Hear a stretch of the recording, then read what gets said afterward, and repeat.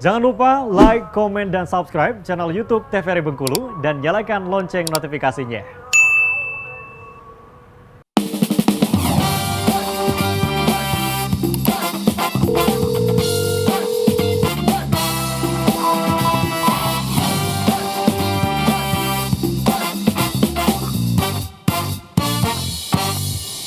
Pemirsa, terima kasih Anda masih bersama kami dalam Dokter Kito Bersama Kita Sehat. Dengan tema kita hari ini membahas mengenai hemofilia bersama dua dokter kita, Dokter Elsa dan juga Dokter Putri. Nah ini dok, tadi mungkin bisa dilanjutkan mengenai pemeriksaan penunjang. Silakan dok.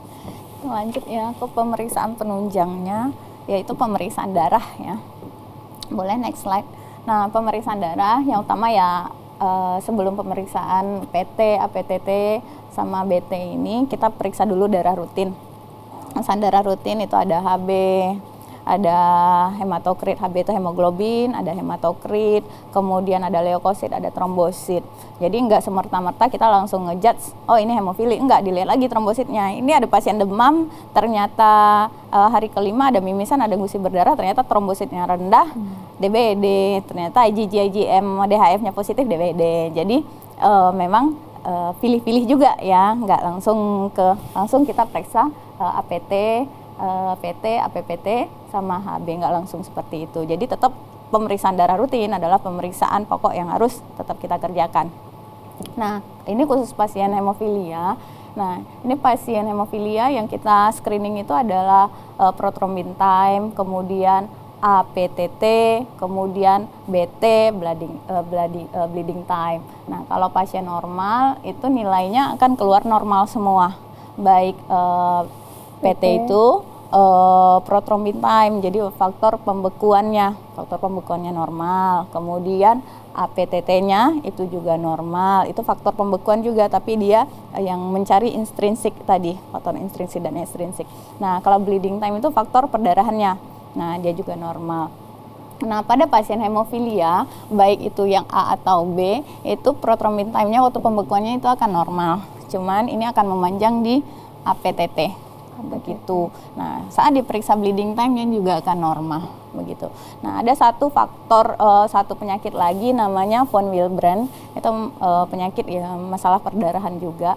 Nah, saat diperiksa PT-nya dia akan normal, kemudian APPT-nya dia menyerupai nih normal dan memanjang juga. Nah, tapi di bleeding time-nya dia juga akan normal atau memanjang begitu. Nanti kalau APTT ini apa maksudnya sama yang BT? Kalau yang PT kan dia pembekuan tuh. Kalau yang APTT sama BT ini apa nih dok? Nah, jadi yang dibilang tadi ya, untuk membekukan darah itu ada faktor pembekuan darah 1 sampai 13 faktor tadi. Nah, APTT itu mengindikasikan nih, ini faktor pembekuannya yang kurang. Nah, khusus 8 sama 9 yang kita cek adalah APTT. Begitu. Jadi memang yang akan terlihat abnormalnya di pemeriksaan APTT. Oke, next slide boleh? Nah, apakah hemofilia dapat disembuhkan? Gimana tuh dok? Ayo, next slide boleh. Jadi hemofilia ini tidak disembuhkan ya, cuma sama-sama diabetes, dia penyakitnya itu dikontrol terus. Jadi cara mengobati hemofili ini biasanya tergantung pada tingkatan penyakit yang diderita, yang bisa bilang tadi, apakah itu dia termasuk golongan yang ringan, sedang, atau berat. Karena gejala perdarahannya berbeda-beda. Jadi beda perdarahan, beda penanganan, begitu. Nah, kalau hemofilia itu tidak bisa disembuhkan, pengobatannya itu dilakukan untuk mengurangi gejala-gejala, serta mengontrol nih perdarahan yang terjadi ataupun yang akan terjadi.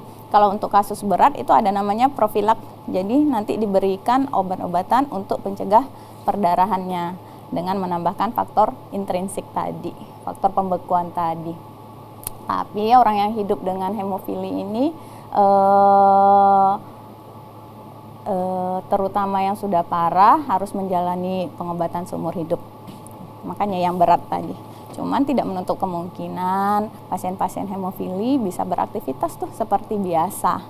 Nah, tapi yang harus dipantau aktivitasnya, aktivitas yang menimbulkan beban pada badan atau menimbulkan perdarahan, resiko ya dihindari, harus hati-hati begitu. Boleh next slide. Nah, kita lanjut ke boleh next slide aja. Ini yang sudah saya bilangkan tadi, bisa produktif Berarti juga ya. memang hemofilia ini tidak bisa disembuhkan dan harus penuh pengontrolan selama seumur hidupnya. begitu, Iya, Dok, tapi ya? dengan good way ya. Good way. Jangan takut. Ada penderita hemofilia, nah jangan main pisau, nah jangan ini. Akibatnya ya anaknya sendiri jadi Stres. ketakutan. Ya, ketakutan. Nanti ujung-ujungnya malas berobat saat muncul keluhan begitu. Harus dengan good way juga kita ini mengedukasinya begitu. Iya. Kemudian kalau secara umum sih untuk penata laksanaannya, pertama itu mencegah perdarahan kalau itu belum terjadi. Nah, yang kedua mengobati perdarahan. Kapan perdarahannya diobati? Ya minimal secepatnya, sampai tidak boleh lebih dari 2 jam. Jadi misalnya ada yang sunat, anak yang sunat, berdarah terus, dalam waktu kurang dari 2 jam perdarahannya harus teratasi. Begitu juga mimisan, dalam waktu 2 jam harus teratasi. Kalau lebih dari itu, untuk kedepannya itu tidak bagus, bisa kehilangan darah, macam-macam. Berarti untuk mencegah pendarahannya tadi itu ada obatnya khusus kan, Dok? Ada obatnya, itu faktor pembekuan darah. Nah, nanti kita bicarakan di next slide-nya ya. Kemudian pada kasus perdarahan yang berat mengancam jiwa seperti perdarahan di kepala tadi, kemudian pada leher, saluran cerna, nah ini diberikan faktor pembekuan segera mungkin begitu. Karena yang kurang toh, nah dosisnya sesuai nanti dengan kebutuhan. Kemudian hindari melakukan venaseksi kecuali pada keadaan yang mengancam jiwa, life saving. Jadi venaseksi ini tindakan biasa kita lakukan nih secara medis dengan membuka jalur secara open, biasanya infus pakai needle ya. Nah, pakai IV kit ditusukkan ke vena yang perifer. Kalau venaseksi kita nyari vena yang agak besar, terus dengan ada tindakan minor pembedahan. Nah, itu rentan sekali untuk terjadi perdarahan. Makanya kalau itu tidak penting sekali, tidak kita lakukan. Kemudian bila perdarahan tidak membaik setelah memberikan faktor pembekuan yang adekuat, kemudian kadar faktor pembekuan, dipikirkan lagi kemungkinan ada inhibitor dari kadar faktor yang sangat rendah. Nah, ini lebih dalam lagi ceritanya. Boleh kita next saja. Kemudian pencegahan perdarahan yang dapat dilakukan dengan pemberian faktor profilaksis sebelum kegiatan berisiko tinggi dan menimbulkan jejas. Ini yang tadi ada pasien-pasien hemofili yang tingkat sedang atau berat. Kalau nanti ada beresiko rentan untuk akan terjadi perdarahan, diberikan profilaksisnya dulu. Begitu. Kemudian hindari aktivitas yang menyebabkan trauma. Kemudian hindari penggunaan obat-obatan yang mengganggu fungsi trombosit seperti asam asetil salisilat. Itu biasanya kalau ibu-ibu bilang ibuprofen gitu, ibuprofen. Jadi kalau anaknya demam dikasih ibuprofen, anaknya hemofili ya jangan, paracetamol cukup gitu. Kadang kan suka ibuprofen karena panasnya langsung turun tuh. Gitu, lebih cepat ketimbang paracetamol. Tapi kalau untuk anak-anak hemofilia itu mengganggu. Begitu. Jadi untuk keperluan penggunaan obat itu harus diperhatikan ya, Dok? Iya, jadi ya tidak ada yang lebih bagus selain konsultasi sama dokter sama bilang ini anak saya hemofili, Dok, gitu. Kadang lupa juga nih pasiennya bilang ini kan kalau anaknya itu penderita hemofili. Sudah. Next.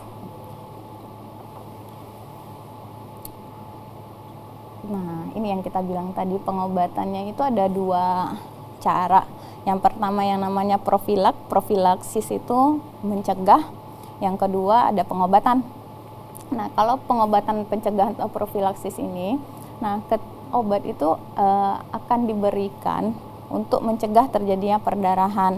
Nah, itu biasanya diberikan pada pasien memang yang hemofili sedang sampai hemofili berat begitu, dengan kecenderungan perdarahannya tinggi.